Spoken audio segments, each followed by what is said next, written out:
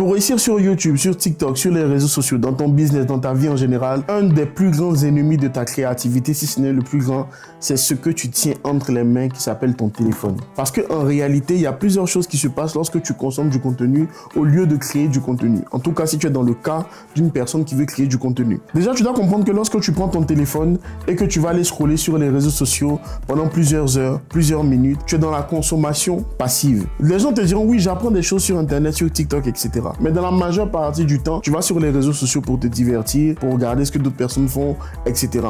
Ça peut servir comme outil d'inspiration. On verra ça dans les solutions tout à l'heure. Mais la majeure partie du temps, les gens n'utilisent pas les réseaux sociaux comme inspiration.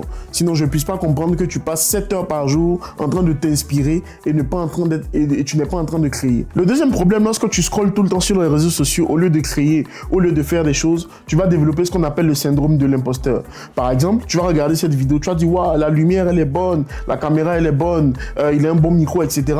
Moi, j'ai pas tout ça, donc je ne peux pas créer. Tu vas regarder d'autres créateurs de contenu, tu vas dire, waouh, il a un beau studio, il a des gens qui filment pour lui, il a des monteurs. Moi, j'ai pas encore tout ça, donc je ne me lance pas. Le syndrome de l'imposteur, c'est un ennemi silencieux qui se trouve au niveau de tes pensées, qui va te dire que ce n'est jamais assez, ce n'est jamais le bon moment, ce n'est pas encore suffisant, tu n'as pas encore la bonne lumière, tu n'as pas encore la bonne caméra, tu n'as pas encore le bon micro. C'est un syndrome qui va tout le temps te donner des excuses et des raisons, parfois légitimes, parfois vraies, de ne pas passer à l'action. Le troisième problème qui vient avec la surconsommation de contenu qu'on a à notre époque, c'est que ça diminue ta créativité parce que ton cerveau est beaucoup trop stimulé. Tu passes 8 heures par jour sur ton téléphone, 5, 6, 7 heures par jour sur ton téléphone. Ton cerveau a trop été stimulé tout au long de la journée. Donc la fatigue que tu ressens le soir lorsque tu rentres, etc., parfois c'est pas une fatigue physique, c'est surtout une fatigue mentale qui t'empêche de pouvoir réfléchir correctement, qui t'empêche de pouvoir te poser.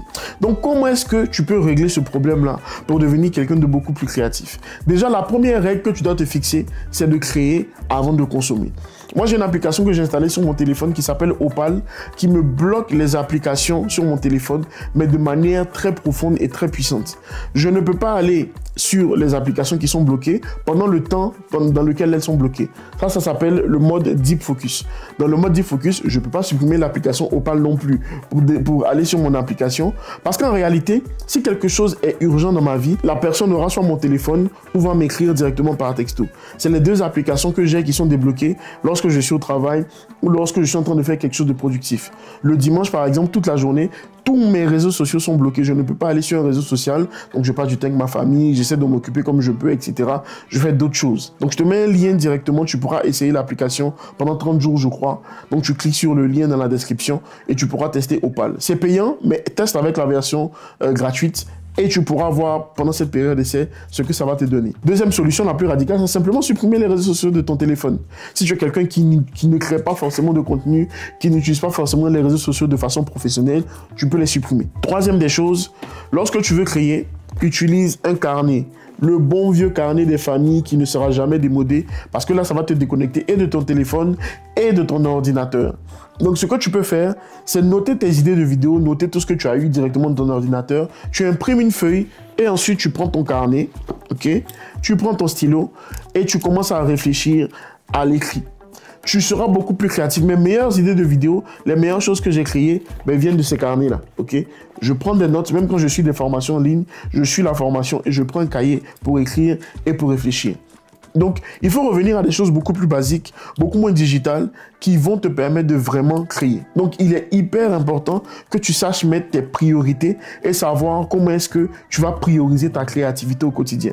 Si tu ne fais pas ça, les réseaux sociaux vont continuer de bouffer ton temps, bouffer ton énergie, bouffer ta créativité avec l'hyperstimulation et tu ne pourras pas avancer dans tes projets de vie, tu ne pourras pas avancer dans ta création de contenu. Une fois que tu as terminé maintenant avec ces réseaux sociaux, avec la gestion beaucoup plus saine de ces réseaux sociaux, que tu veux réussir sur YouTube, tu as besoin de savoir comment est-ce que l'algorithme fonctionne étape par étape. Et bonne nouvelle, j'ai créé une vidéo sur le sujet qui dure 5 minutes dans laquelle je t'explique tout ce que tu dois savoir sur l'algorithme YouTube.